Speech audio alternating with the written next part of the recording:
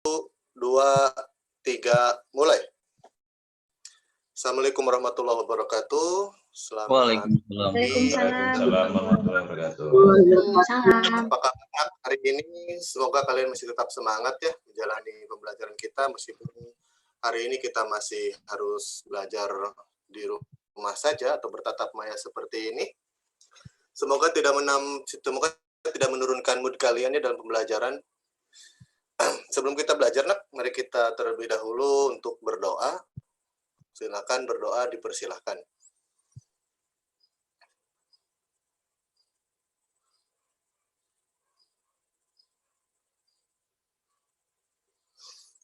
Ya, berdoa boleh diselesaikan.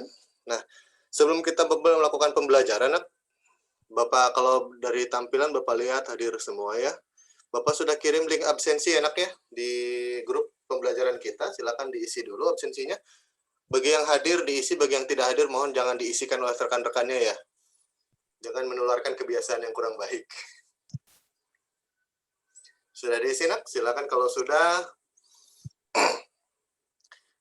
Kita mulai pembelajarannya. Minggu yang lalu kita sudah membahas tentang gerak perubahan. Masih ingat kan gerak perubahan dalam sejarah? Ada teori siapa aja? Masih ingat? Lupa Pak, saya mah Pak. Lupa. Teori Santo Agustino, Pak. Oh ya. Tentang apa itu? Masih ingat teori Santo?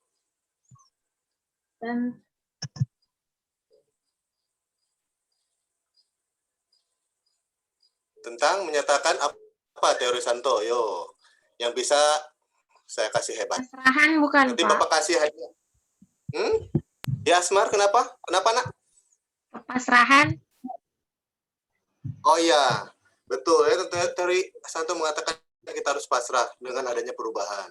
Nah, yang kedua teori siapa? Masih ingat? Ibnu Khaldun. Ibnu Khaldun, betul. Nih kayaknya sinyalnya agak kurang bagus nak ya, tapi nggak apa-apa. Semoga kita masih bisa melanjutkan pembelajaran kita.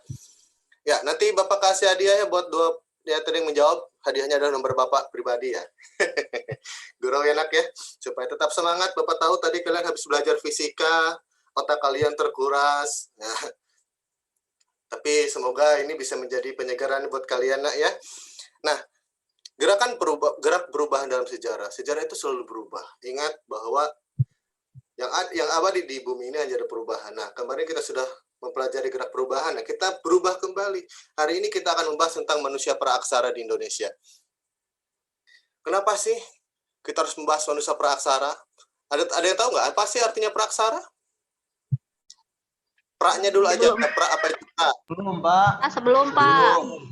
Pra sebelum. Kalau aksaranya apa aksara? Aksara tulisan.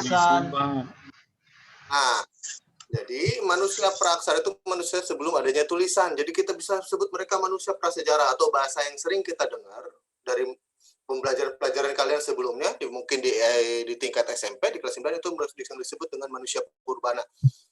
Kenapa sih kita harus mempelajari manusia purba? Kuno banget. Kenapa nggak kita bahas manusia modern dengan segala kecanggihannya? Nah, ini salah satu manfaat kita belajar sejarah itu. Yang pertama, kita lihat sisi yang lainnya. Nah, jangan lihat mereka nggak pakai bajunya. Kalau masalah nggak pakai baju, zaman sekarang juga banyak yang nggak pakai baju. Nah, di kebun binatang maksudnya ya, bukan orang-orang ya. Nggak, di pantai banyak Pak yang nggak pakai baju Pak. Di pantai Sawarna. Itu pakai bajunya sedikit, kurang banyak bahannya. Kalau yang di pantai ya. Nah, mereka bisa hidup dalam keterbatasan. Mereka bisa hidup. Mereka belum ada sinyal. Mereka belum ada teknologi canggih, tapi mereka mampu menemukan teknologi. Nah, itu salah satu manfaat kita mempelajari ini. Jadi ketika nanti kita mati lampu, nah cara seperti ini kan, kita nggak bisa ke sekolah untuk belajar. Tapi dengan adanya teknologi, dengan keterbatasan kita masih mampu. Nah, itu yang harus kita ambil manfaat dari mereka. Dengan segala keterbatasan mereka masih bisa hidup. Nah, kita dengan segala keterbatasan kita masih bisa belajar. Tidak bisa bertatap muka, kita tatap maya. Oke, nah? Nah, itu itulah tujuan pembelajaran kita. Jadi, salah satu tujuan pembelajaran kita yaitu kita mengenali apa manusia purba mana saja sih yang ada di Indonesia. Kok ada sih manusia purba di Indonesia? Nah, itu yang akan kita pelajari. Oke. Bapak sudah membagi kalian ke dalam 5 kelompok. Silakan nanti kalian pelajari. Nah, sebelum kita masuk ke LKPD, nah, Bapak akan menjelaskan sedikit tentang manusia praksara di Indonesia. Sudah nampak semua, Nak? Udah, Pak. Ada yang belum kelihatan? Yo, di daerah mana yang belum kelihatan? Mungkin di rumahmu sinyalnya sedang digadein ya. Atau sinyalnya masih lebaran. Nah, kita bahas, Nak, ini manusia praksara Indonesia dan asal-usul nenek moyang bangsa Indonesia. Ada kaitannya? Ada, Nak. Nah, kita lanjut. Nah, ini adalah salah satu ilustrasi. Bapak ambil dari ruang guru, Nak, ya. Wah, Pak, Bapak nggak kreatif. Bukan nggak kreatif. Nah, ini kekreatifan Bapak mengambil punya orang. Tapi jangan ditiru, Nak, ya. Kalau kalian harus lebih kreatif dari Bapak. Nah, ini. Yang pertama ada Meganthropus paleojavanicus, manusia besar tertua di Pulau Jawa. Ada Pithecanthropus, atau yang disebut dengan manusia kera. Dan yang terakhir ada Homo. Homo itu sejenis ya, bukan homo negatif, Nak, ya. Nah, ini artinya manusia purba. Ini ada ciri-cirinya, bisa kalian baca. Kemudian, nah, ini sekilas pengertiannya, Nak. Ada Meganthropus paleojavanicus. Nah, ini ditemukannya di lembah Sangiran, Jawa Tengah, dan fosilnya ditemukan oleh von Koenigswald. Yang kedua ada Pithecanthropus mojokertensis. Loh, kok Pak tadi nggak ada? Tadi mah Pithecanthropus erectus ya, sama, Nak, ya. Cuman ini ditemukannya di Mojokerto, Nak. Oke, ditemukannya oleh von Koenigswald juga. Nah, yang terakhir adalah Homo sapiens, artinya manusia cerdas atau manusia yang bijaksana. Diambil dari kata sapiens, bijaksana itu ya. Nah, ini. Nah, kita masuk ke materi berikutnya, yaitu tentang kedatangan Proto-Melayu dan Deutero-Melayu. Nah, ini ilustrasinya aja, Nak. Jadi dulu mungkin orang tuh, karena dulu tidak ada kendaraan seperti sekarang, mobilitasnya, ya inilah mereka tempat tinggalnya seperti ini, pembuatan tenda, kreatif, Nak. Jadi nanti kita memang pada pembelajaran di era sekarang ini kalian harus cukup kreatif. Nah, ini peta persebarannya. Yang merah itu adalah Proto-Melayu dan yang hijau Deutero-Melayu. Nah, Proto-Melayu berasal dari wilayah ini, mungkin ini digambarkan kan ini peta buta, Nah, ya. Kita sepakati ini wilayah Cina, wilayah Tiongkok sekarang. Nah, ini ada yang menyebar ke Filipina, dari Filipina ada yang ke wilayah Sulawesi, dan ada yang ke wilayah Papua, nah, saudara kita di paling timur. Ada juga ini yang menyeberangnya melalui Thailand, Malaysia, kemudian baru ke Borneo, ke Kalimantan, ke Sumatera, ke Jawa, hingga nanti terakhirnya ke Nusa Tenggara. Ke wilayah Nusa Tenggara, ini di NTT, nah, ya. Kemudian ini yang hijau, Deutero-Melayu, nah, wilayahnya ke sini juga sama, bercampur. Nah, oke, bisa kalian pahami ya. Nah, ini pengertian Proto-Melayu. Apa sih Proto-Melayu? Nah, ini sudah bisa kalian paham, cermati. Nah, ini bisa kalian lihat, nah, ini Deutero-Melayu.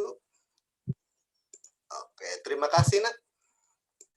Bapak akhiri dulu presentasi ini. Nah, silakan nanti kalian diskusikan dengan rekan-rekan kalian tentang LKPD-nya. LKPD sudah Bapak kirimkan di grup, nah, ya. Silakan dipelajari.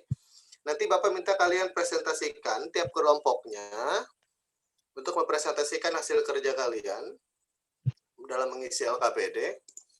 Kalau misalkan kalian bingung juga LKPD-nya nanti ada ya. Silakan dicek di grup WhatsApp kita pembelajaran, ada LKPD, nanti kalian isi, kalian diskusikan. Oke, Nak, waktu diskusi kalian juga tidak panjang, silakan untuk dikerjakan.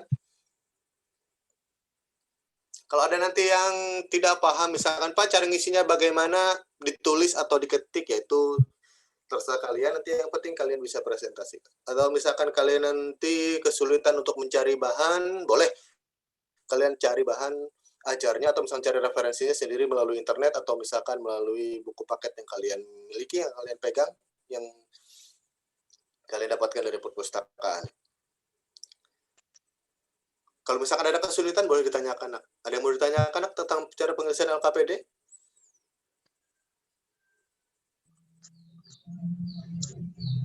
Ya, sampai berapa menit? Ya, siapa? Yang mau bertanya, Nak, tentang cara ngisi LKPD-nya?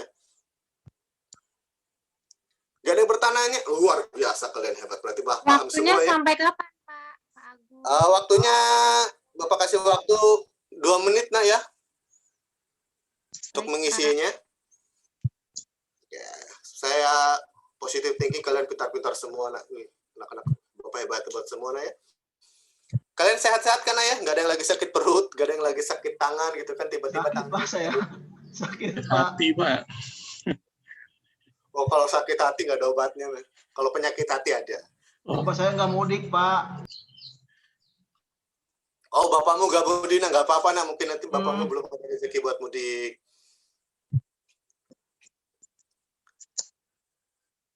Oke, kelompok 1 ada masalah. Ahmad Rosadi sama Denny kelompok 1 ya. Kelompok Pak, 2-nya ya, Asmar sama Eliana. Kelompok 3-nya Abdurrahman sama Fani. Kelompok 4-nya Febrina, Zaidan sama Dewi. Kelompok 5-nya Adit sama Luis. Wah, curang kelompok 4 mah bertiga.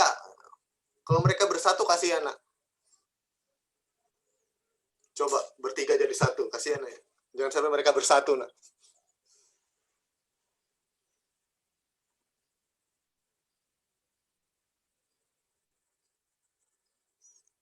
Oke, sudah ya. Buktinya sudah selesai, Bapak kira. Coba Bapak minta dari kelompok mana dulu ya untuk presentasi. Coba kelompok 1 dulu lah, biar berurutan ya. Oke, Ahmad sama Denny silakan presentasikan. Silakan Mad, kamu aja Mad. Kayaknya Ahmadnya jelek nih ya. Denny aja yang mewakili. Oke Den, silakan Den. Denny bisa bacakan ya. Udah sarapan Sinyalnya, belum? Pak. Belum. Oh, lu belum sinyalnya. Ya wis, bacain aja nggak apa-apa.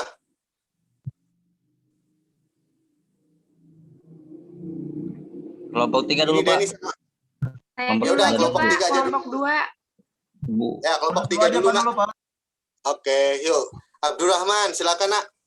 Ya, Pani dulu, Pani yang mewakili. Oh, Pan yang mau ngomong. Oke, Pan. Pak Abdurrahman aja, Pak. Jawabannya ada di Pak Abdurrahman. Saya aja, Iya. Pak, saya. Saya, Pak. Kelompok 2. Saya, Pak. Yo. Siapa? Ya, Udah, saya, Pak. kelompok 2 dulu, Asmar. Oh, iya, Baik. Abdurrahman dulu katanya kelompok 3. Ayo, silakan, Dur. Ya. Kami dari kelompok Homo sapiens, Pak. Ya, boleh. Ya, kelompok Homo ya. Kami menemukan materi ini, ya penjelasannya itu Homo sapiens ditemukan oleh Eugene. Ya, bacanya Eugene ya, Pak. Oh, Eugene itu nak. Oh, iya. Gak Iya. apa-apa. Ya, di wilayah dekat Sungai Bengawan Solo, Pak. Ya, Oh, iya, ciri-cirinya itu hampir sama dengan manusia modern. Ya, tapi bukan saya mungkin, Pak. Ya, selesai. Sudah selesai, nak? Ya, Oke, hanya itu terima yang ditemukan. kasih. Luar biasa sekali kalian ya presentasinya, amazing. Nah, oke nak, cukup satu aja dulu ya untuk presentasinya. Kelompok yang lain jangan bersedih ya. Inilah karena kita keterbatasan waktu. Alhamdulillah pembelajaran kita hari ini Sedih, sudah Pak. selesai. Ya nggak apa-apa, nanti Asmar presentasi ya. Nanti kita bagian presentasi di materi Saya minggu berikutnya. depan, Pak ya. Ya, Saya minggu minggu depan. depan, Pak. Nanti Denny beli sinyalnya yang banyak Den ya, biar nanti Iya, di sini mah susah, Pak. atau Susah bawa sinyal, Pak. towernya di rumah, bikin towernya Iya. ya. Mohon maaf, Pak Alhamdulillah ya. kalian luar biasa sekali. Ya sama-sama ya. Dimaafkan, tenang aja nggak apa-apa. Alhamdulillah kita bisa mengakhiri pembelajaran kita hari ini. Untuk kendala beberapa sinyal, ada yang apa? Nah, itulah salah satu keterbatasan kita belajar secara daring, nah ya. Untuk materi berikutnya adalah tentang corak hidup kehidupan masa praksara. Jadi bagaimana mereka bertahan hidup, bagaimana cara mereka untuk menyelesaikan masalah konflik di antara mereka. Nah itu nanti kita akan bahas di pertemuan berikutnya. Untuk materi kita kali ini, jangan lupa kita adalah bangsa Indonesia, bangsa yang menghargai sejarahnya. Terima kasih. Sebelum salam, Bapak akhiri dengan kalimat penyemangat. Tetap semangat, berpikir positif, jauhi narkoba dan seks bebas. Tetap jaga jarak, melaksanakan 5M, protokol kesehatannya. Terima kasih. Sampai bertemu di pertemuan berikutnya. Assalamualaikum warahmatullahi wabarakatuh. Yuk, sampai jumpa lagi, Nak. Assalamualaikum warahmatullahi Waalaikumsalam, Pak Agus. Terima kasih. Terima kasih Pak.